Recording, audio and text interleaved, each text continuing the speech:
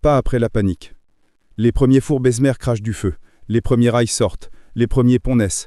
En 1880, Carnegie Steel produit plus d'acier que l'Angleterre réunie.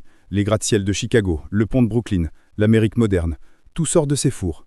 Andrew regarde le flamme. Il sourit. Il murmure « Maman, on l'a fait ». 1881, la première bibliothèque, le retour à l'enfant qu'il était. 1881, Andrew retourne à Dunfermline. Il marche dans les rues. Il voit la cabane. Il voit l'usine. Il voit l'enfant qu'il était. Il offre 25 000 livres sterling pour construire une bibliothèque. Condition, gratuite pour tous. Plaque, free to the people.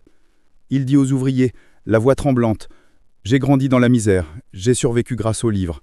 Le colonel Anderson m'a ouvert sa porte. J'ouvre la mienne. Pour chaque enfant comme moi. » Il pose la première pierre. Il pleure. Un ouvrier demande, « Monsieur Carnegie, pourquoi pleurer ?» Andrew répond, « Parce que je viens de rembourser ma dette. » 1889, The Gospel of Wells, le cri d'un homme qui a tout vu. 1889, Andrew a 54 ans. Il est riche, il est puissant, mais il est hanté. Il a vu la misère, la guerre, la panique, la grève. Il a vu des hommes mourir pour un salaire. Il a vu des enfants sans pain. Il publie The Gospel of Wells in the North American Review. Il écrit la plume tremblante, l'homme qui meurt riche demeure déshonoré. 3 règles. Vivre modestement, pas de luxe inutile. Famille assurée, éducation, santé. Tout le reste, redistribué de son vivant, à la société, pas à ses héritiers. Il conclut, les termes aux yeux. Le riche n'est qu'un administrateur de la richesse publique. J'ai reçu, je dois rendre. Ce texte devient le manifeste de la philanthropie moderne.